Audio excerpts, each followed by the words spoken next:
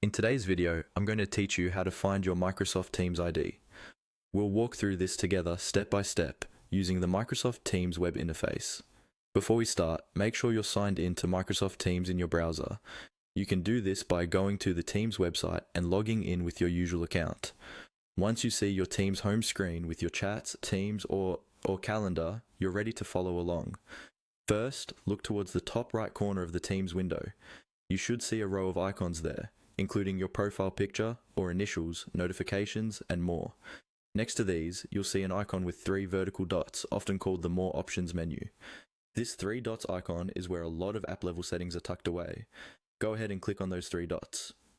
When you click it, a small drop-down menu will appear. This menu usually contains options like settings, keyboard shortcuts, about, and possibly others depending on your version of Teams and what features your organization has enabled. From this menu, you want to choose the settings option. Click on settings and a new panel or window will open, usually in the middle or on the side of your screen.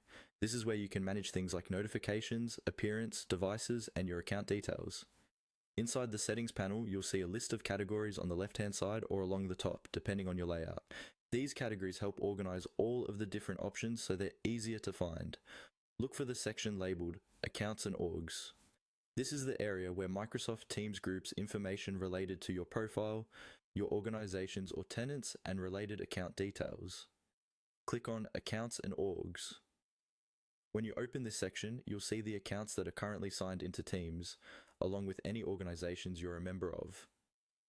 This is the place you'll typically use to switch between work, school, and personal accounts, and to verify which account you're currently using.